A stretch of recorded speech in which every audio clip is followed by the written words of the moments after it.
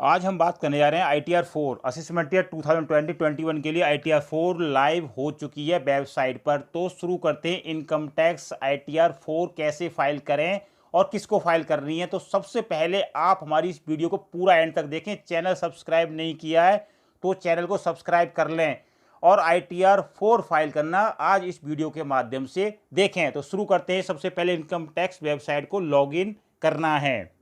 आपने वेबसाइट को लॉगिन करने के बाद आपको दिखेगा होम पेज। इसमें आप देखेंगे filing of income tax return, आपको इस पर क्लिक करना है।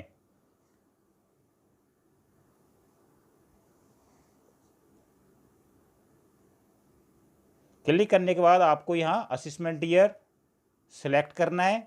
इसमें हम 2021 के लिए बात कर रहे हैं। इसके बाद ITR फॉर्म नंबर आपका कौन सा है, इसमें ITR 1 4, तो 1 हमने फाइल कर दी है पहले, आपको पहले वीडियो में। ITR 4 की बात कर रहे हैं आज। फाइलिंग टाइप क्या है, ओरिजिनल है। सबमिशन मोड क्या है, इसमें दो तरह से सबमिशन मोड होता है, एक प्रिपेयर एंड सबमिट ऑनलाइन, दूसरा अपलोड XML। प्रिपेयर ऑनलाइन आज हम आपको दिखाएंगे। अपलोड XML होता है, आप यहाँ से इनकम टैक्स वेबसाइट से यूटिलिटी डाउनलोड करेंगे, उसको प्रिपेयर करेंगे, उसके बाद आप XML फाइल जनरेट करके यहाँ अपलोड कर देंगे। तो हम प्रिपेयर सबमिट ऑनलाइन पर क्लिक करते हैं।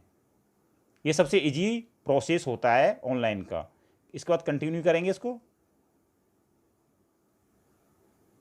इसके बाद आपको आई एग्री क्लिक करना है, कंटिन्यू। अब आपको ये ITR फॉर्म खुल जाएगा। इसमें आपको इंस्ट्रक्शन है, एक बार रीड कर लें, आपको इजी रहेगा ITR को समझने में। इसके बाद जनरल इन्फॉर्मेशन है, इनकम डिटेल्स हैं और BP, tax details, tax paid, schedule ATD ATG। तो जनरल इन्फॉर्मेशन चलते हैं। इसमें ऑटो पॉपुलेट डिटेल्स आएंगी। अगर आपका इसमें कोई ऐड करना है, चेंज करना है तो आप यहाँ कर सकते हैं। जैसे आपका नाम, first name, second name, middle name, PAN number, date of birth और आपका एड्रेस आएगा। एड्रेस के बाद आपका यहाँ नीचे Aadhaar number, mobile number, email ID, ये सारी डिटेल्स आएंगी। इसके बाद फाइलिंग स्टेटस क्या है आपका, स्टेटस में आपको देखना है। इसमें आप देखेंगे नेचर ऑफ एम्प्लॉयमेंट, आप ITR 4 सैलरी पर्सन भी है और आपकी बिजनेस इनकम भी है। तो आप ITR 4 फाइल कर रहे हैं तो आपको यहाँ देना होगा कि आप किस तरह के एम्प्लॉई हैं, गवर्नमेंट एम्प्लॉई हैं या पेंशनर हैं या प्राइवेट सेक्टर के हैं, या अगर नहीं है तो आप नॉट एप्लीकेबल कर देंगे इसको। इसके बाद filed under section 139 before due date होता है। इसके बाद अगर आफ्टर ड्यू डेट करते हैं तो 139(4) होता है, रिवाइज करते हैं 139(5), और ये आफ्टर कॉनोडेशन ऑफ डिले, इसके लिए तो हमारा 139 सबसेक्शन 1 है। इसके बाद आप इसको नीचे आएंगे, नीचे आप इसको सेकंड पेज पर एरो से क्लिक करेंगे। ये part B gross total income के लिए, इसमें ये आपको देखेंगे फर्स्ट सैलरी का है। सैलरी हमारी इसमें नहीं है, सिर्फ बिजनेस इनकम हमें इसमें देनी है। मेरी बिजनेस इनकम है, सिर्फ सैलरी इनकम नहीं है। अगर सैलरी इनकम आपकी है तो आप इसको यहाँ डालेंगे। इसके बाद आपकी सैलरी वगैरह ये आ जाएगी। हाउस प्रॉपर्टी इनकम आपकी है तो वो भी आप यहाँ दिखाएंगे। इसके बाद अदर इनकम आपकी, वो भी आपको यहाँ दिखानी होगी। Other income, interest income, FDR income, family pension या एनी अदर इनकम जो भी है वो आपको यहाँ देनी पड़ेगी। नहीं है तो आप इसको छोड़ दें। इसके बाद डिडक्शंस एंड टैक्सेबल इनकम, इसमें आपको ATC, ATCCC, ATCCD, ATCCD1B या ATD, ATE, ये डिडक्शंस जो होते हैं चैप्टर 6A वाले, वो आपको यहाँ देने। अगर आपने कोई सेविंग से डिडक्शन किए हैं वो आपको यहाँ देने होंगे, जो आपकी ग्रॉस इनकम में से कम हो जाएंगे। इसके बाद आपका यहाँ टैक्स कैलकुलेट हो जाएगा, कितना आपका टैक्स बना है इसमें। इसके बाद आप इसको नेक्स्ट पेज करेंगे।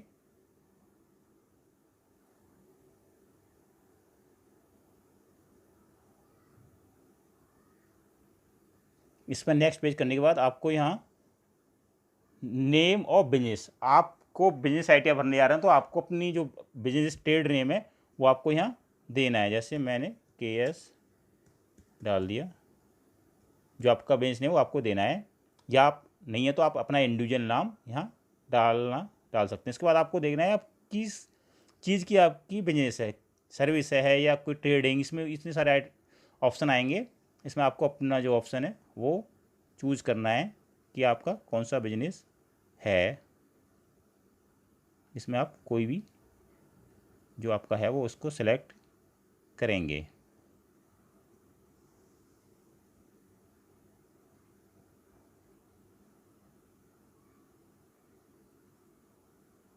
सेलेक्ट करने के लिए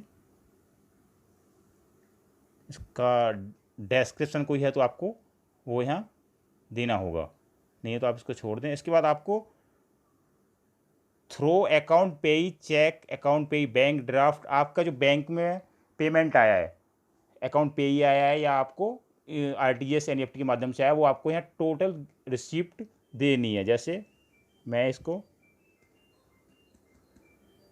5 लाख देता हूँ। इसके बाद एनी अदर मोड आपका कोई कैश रिसिप्ट वगैरह है तो वो आपको यहाँ देनी है, वो आपको यहाँ देनी है। इसके बाद आपको ये जो टोटल है ऊपर, ये 5,50,000 टोटल हो गया। इसके बाद प्रेजेंटिव इनकम अंडर सेक्शन 44 AD, इसमें 6% होता है जो आपका ऊपर बैंक के माध्यम से पेमेंट आता है उसके लिए 6% प्रॉफिट रखना होता है, और जो एनी अदर मोड होता है उसके लिए 8% प्रॉफिट रखना होता है। तो हम इसको 8% पर लेके चलते हैं, हम इसको 2 लाख का प्रॉफिट लेके चलते हैं। इसके बाद आपको यहाँ computation of प्रेजेंटिव income from profession under section 44 ADA, ये आपको अगर आप 50% पे जाते हैं तो उसके लिए आपको यहाँ देनी होगी। ये 50% के लिए ये होता है, प्रोफेशन से हैं वो अपनी रिसिप्ट का 50% प्रॉफिट दिखाकर वो ले सकते हैं। ये ट्रेडिंग और मैन्युफैक्चर के लिए है। इसके बाद आप इसको, ये होता है प्रेजेंटिव income from goods carries under section 44 AE, अगर ट्रांसपोर्टर हैं आप तो उसके लिए आप इसको 44 AE लेंगे, और प्रोफेशन के लिए 44 ADA, और नॉर्मल बिजनेस के लिए 44 AD, ये 3 लोगों के लिए एप्लीकेबल होती है। इसके बाद आप इसको नीचे आएंगे, ये आपको डिटेल्स भरनी होती हैं। Partners member on capital, secure loan, unsecure loan, advance, salary creditors आपके कितने, अदर लाइबिलिटीज कितनी है, टोटल कैपिटल एंड लाइबिलिटीज, ये 11 से लेके 16 तक की टोटल लाइबिलिटी आएंगी। इसके बाद फिक्स एसेट आपकी क्या है, इन्वेंट्रीज क्या है आपकी, इसके बाद सन्डी डेटर क्या है, ये आपको डिटेल देनी है। अगर आपका कुछ नहीं तो आप इनको जीरो कर दें। इसके बाद आप यहाँ आएंगे नेक्स्ट पेज में आपको ये TDS की डिटेल्स में देनी है। अगर आपका TDS कटा हुआ पहले से तो इसमें ऑटोफिल डिटेल आएंगी, अगर नहीं है तो आप इसमें ऐड कर सकते हैं। ये सैलरी एज पर फॉर्म 16 होता है जो एम्प्लॉयर से मिला होता है एम्प्लॉय को, ये अदर देन सैलरी का होता है। इसके बाद ये आपके TCS वगैरह, और ये लास्ट में advance self assessment tax payment के लिए होता है जो आपने टैक्स पेमेंट किया है तो ठीक है, नहीं तो आप इसको ब्लैंक छोड़ दें। इसके बाद आप इसको लास्ट पेज पे आएंगे, ये आपकी यहाँ डिटेल, ये इसमें आपको बैंक डिटेल्स ये आपकी आएगी जो आपने दे रखी है पहले से। हाँ, इसको चेंज भी कर सकते हैं, इस पर आपको क्लिक करना होगा रिफ़ंड के लिए, आपका रिफ़ंड बनता है तो।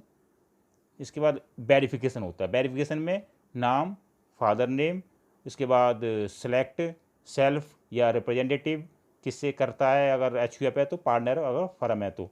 इसके बाद सेल्फ, इसके बाद प्लेस, किस प्लेस से आप इसको कर रहे हैं, आप किस प्लेस से डेटा आ जाएगी आपकी। इसके बाद आप इसको 3 ऑप्शन के थ्रू, इसको 3 ऑप्शन आपको दिखाएंगे कि आपको इसको सिलेक्ट करना पड़ेगा। इसमें से पहला ऑप्शन आप देखेंगे, I would like to e verify please ensure that you have valid Aadhaar या pre validate bank account, pre validate demat account, digital signature certificate register in filing against your PAN to use this option. E verify आप इन ऑप्शनों से कर सकते हैं, इसके बारे में हम आपको एक नई वीडियो में सारी विस्तार से बताएंगे। दूसरा, I would like to e verify later within 120 days from date e filing, आप इसमें ये भी कर सकते हैं कि मैं इसको 120 दिन बाद ई वेरीफाई करूँगा। दूसरा, I don't want to e verify and would like to send ITRV through normal या speed post to centralise processing centre income tax Bengaluru, कि मैं इसको ई वेरीफाई नहीं करना चाहता और इसको कॉपी को साइन करके इनकम टैक्स विभाग को बेंगलोर भेजूंगा। इसमें से आप कोई भी ऑप्शन चूज कर सकते हैं। इसके बाद आप इसको प्रीव्यू एंड सबमिट करेंगे तो इसमें अभी बताएगा डिटेल क्या कहीं गलती होगी वो आपको यहाँ दिखा देगा कि आपकी क्या चीज़ छूट गई है। आप इसको सबमिट करके फाइल कर देंगे तो ये सबमिट होके आपका फाइल हो जाएगा और इसमें आपको कोई जो गलती होगी वो आपको यहाँ रेड में ये ऐसे दिखने लगेगी, जिसको आप पर्टिकुलर पॉइंट पे जाएंगे और उसको आप यहाँ से ठीक कर सकते हैं। तो ये रिटर्न आपकी फ़ाइल हो जाएगी।